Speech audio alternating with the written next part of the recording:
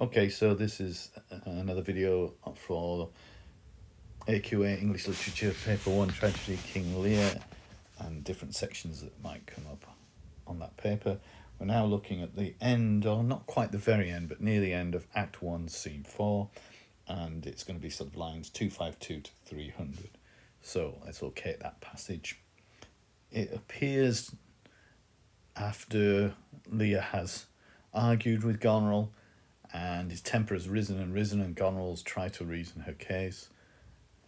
And so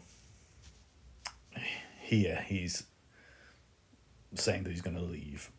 He'll go to Regan's, basically, is his hope. So what we've seen before, obviously this is towards the end of the first act. It's the consequences of that first big scene. It's within the scene itself as a whole, 1-4, we've seen a change from a happy, confident, playful Lear at the very beginning to a Lear that's frustrated, angry, rhetorical, patronising, and here absolutely in a blind fury and using language that's really intemperate and inappropriate and unfortunate. And again, at this point, it's hard to have a lot of sympathy for Lear, but that is going to grow through the play. And we start at this moment, we start to have a little bit of sympathy with Goneril, perhaps, but Albany's here too. He's just come into the scene slightly before this section, and he's a bit confused. What's going on? Why is Lear so angry? And he tries to smooth things over, and that puts a slightly different perspective on it and makes us realise that Goneril's behaviour is unreasonable too. And we know and we remember, again, positioning the scene, Act 1, Scene 3, just before this, was her conspiring with Oswald to create this very situation, which has now happened. And in fact, interestingly, in the play, there's quite a lot of scenes that get predicted, and then we hear that something's going to happen, and then we see it happen from the very beginning. The very first scene does that when Gloucester and Kent discuss what's going to happen with the division of the kingdom. Then we see the division of the kingdom. Here we've seen Goneril and Oswald discussing what's going to happen if you are rude to Lear, and here we see that happen, and exactly what Goneril wanted has happened. That Lear is, again, this ironic word, stormed off, angrily refusing to stay with her, which is what she wanted all along. So we're going to see particularly Lear defined here, a little bit of Albany. Goneril has a couple of lines, not many, but she would be very present. And really, in terms of looking at it, how it should be performed, how does Goneril respond to this viciousness? Is she cool and calm and cynical, or is she rather kind of shocked by the violence of the language? And again, looking at the language, the whole play, as I've kept saying in these videos, is rich in this violent, horrific language.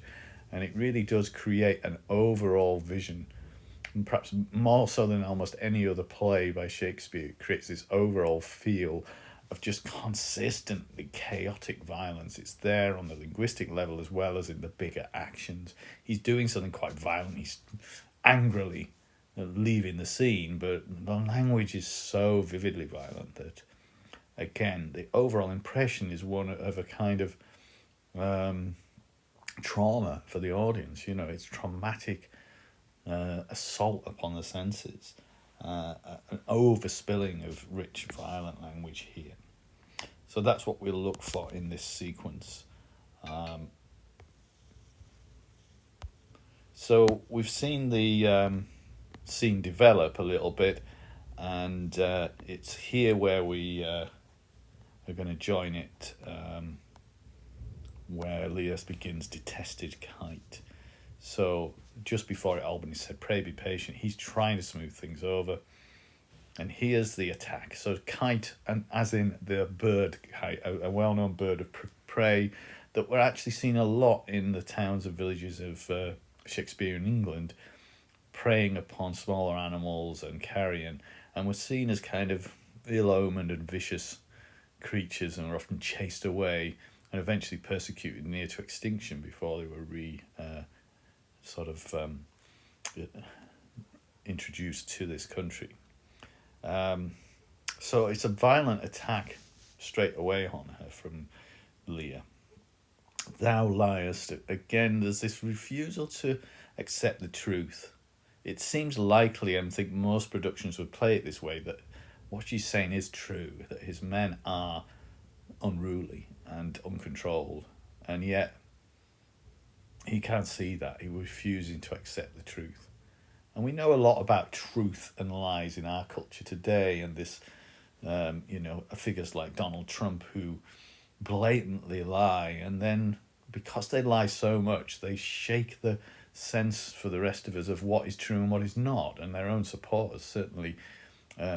Boris Johnson was another like that who would just blatantly lie to the point where nobody could tell what was true and what was not, and if anybody disagreed with them, they would call that fake news, and so their supporters would say, "Oh no, any criticism is a lie," and it's that sort of bloody mindedness of the patriarchal liar, really, in Lear, and Shakespeare's seen that centuries before these weird figures emerged in our time. He says his men are his choicest and rarest parts. Usually that's an opportunity for a joke on stage, a certain laugh there of, we'd look at them and in front of us they're drunken yobs, really. But he, again, takes the lie and takes it further and says, oh, they're perfect. They've got the rarest parts. They're so good.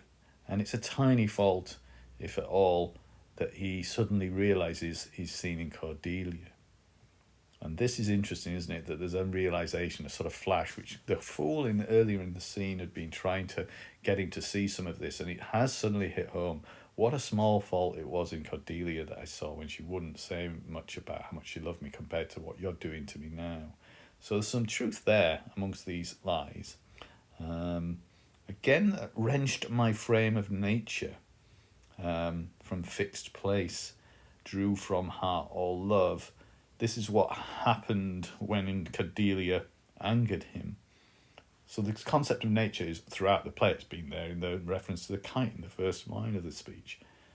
And it seems that we're constantly being asked what's natural and what's unnatural. And who are we naturally? What sort of person are we? And that certainly comes across in that line in the previous section of this play where he says, who is it that can tell me who I am? What is his nature? What's the real Lear? Indeed, Goneril had played into that a bit and said, you're not quite yourself, and if you were yourself, you wouldn't be behaving like this. And then we get this beginning, really, here of the madness coming in. Oh, Lear, Lear, Lear, beat at the gate, let thy folly in, sort of striking his head, and we can see now some sense that he is having some sort of seizure or his mind's breaking apart, and let the dear folly in and dear judgment out. Go, go, my people. So he would want to reverse his judgment, I suppose, is what he's saying, isn't he? He'd want to realised that what he decided before was wrong, and he now needs to reverse that. And that he needs to change his opinion but let folly in, which is interesting because that's what the fool's constantly trying to get him to do, isn't it? Let a different view of the world into your worldview, let this foolish view in instead of this rather rationalised view. Albany plays a very kind of innocent response. I'm guiltless, I'm ignorant, what's moved you? I don't know what's the matter with you. And Lear, in his sort of flurry of fury, can pause, and this is another thing that Shakespeare's telling us, which is a quite important point about patriarchal culture, really, because there's this myth which appears in the issues around domestic abuse, for instance, that men will say, well, I lost control, and that's why I behaved monstrously towards someone in the household, for instance. I couldn't help myself. I got angry, and when I'm angry, I can't help myself. But it's clear that often people who claim that they're out of control in that anger can control themselves. The famous question that is often asked to victims of domestic abuse: when your husband smashes the things up, when he's out of control, angry, does he smash his own possessions up, or does he smash yours up? And the answer is usually, oh, it's always my things. And you think, well, not out of control then, is he? He knows what he wants to smash up. he can make decisions. And here Lear shows that very clearly, because he changes his tone instantly to Albany and says, "It may be so, my lord." So he has a little aside to Albany that's quite rational and calm. Then he goes off on a kind of very self-involved rant again. Here, nature, here, dear goddess, here.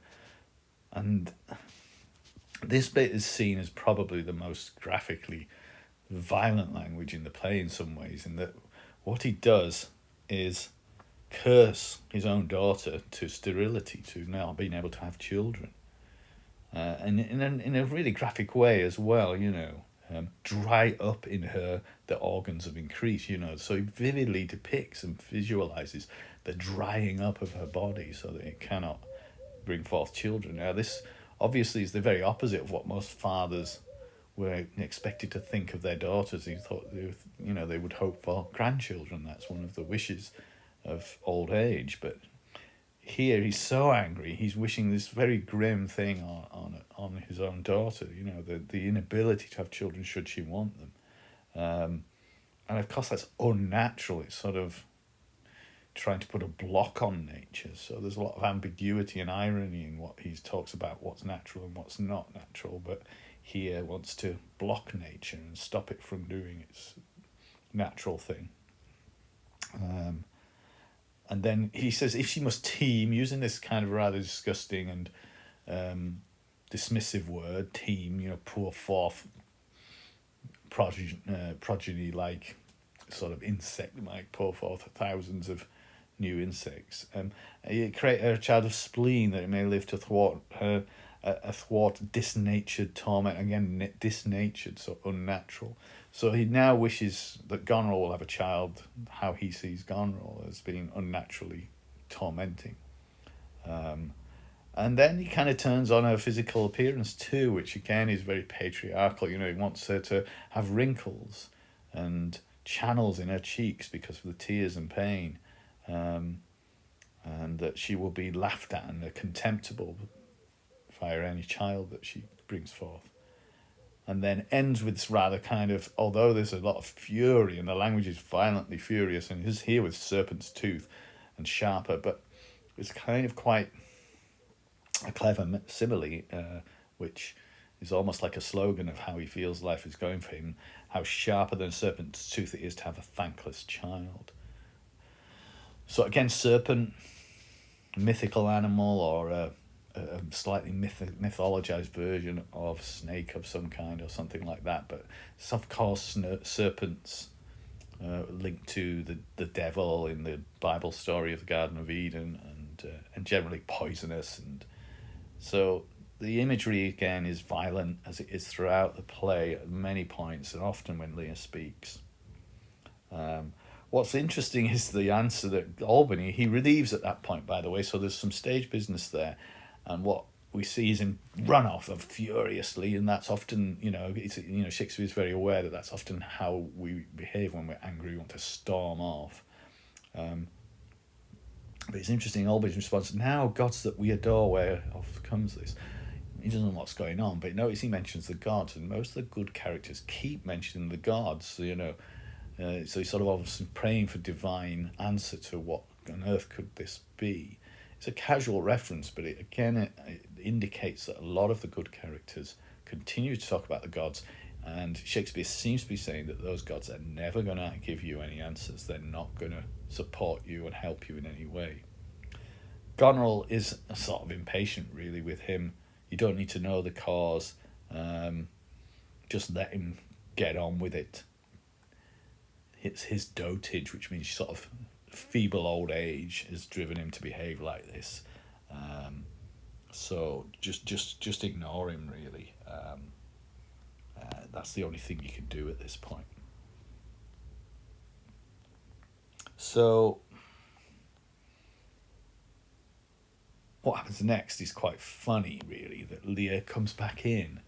And again, Shakespeare's very aware of that way in which, when we're angry, we always want to, and another thing, come back in and say one more thing, because you've thought of something else that you want to, and you're not quite satisfied that you've made your point forcefully enough. So he comes storming back in, having tried to leave in a huff.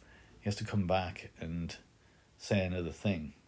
what, 50 followers at a clap. What, within a fortnight, she said, get rid of 50 of your followers, cut your followers down from 100 to a 50. I can't do that. Again, Albany trying to be respectful. What's the matter? And he says, I'll tell Lee, presumably to Albany, but instead he doesn't, because he can't. He looks at Goneril and he can't stop feeling fury and life and death. Suddenly that kind of fury rises up again. It doesn't make us warm to King Lear that he's so out of control, apparently, with his anger, or at least he allows his anger voice in a really threatening and unpleasant way. He says, again, patriarchally, I'm ashamed that you've got the power to shake my manhood. I've got hot tears. And then he resorts to kind of rather empty curses, blasts and fogs upon thee. So the language is somewhat incoherent and confused and broken up. He again tries to throw a curse at it. It's a bit vague and not quite as clear. And again talks about, I can't stop crying. So you can see that his emotions are all over the place. Funnily enough, not funny, but strangely enough, he says, I'll pluck you out, to his eyes, which of course is a foreshadowing of the horrific suffering that Gloucester will undergo. And of course it links the two together, that both of them are being blind throughout the early part of the scenes of the play. You just come to this rhetorical questions, which he'd used earlier in the scene with some kind of control. Here just rather sort of empty flapping around, I think. He still has this self-deluding sort of idea, yet I have a daughter I'm sure is kind and comfortable. And when she hears this, she'll flay your face with, she'll claw at your face because she'll be so angry with you.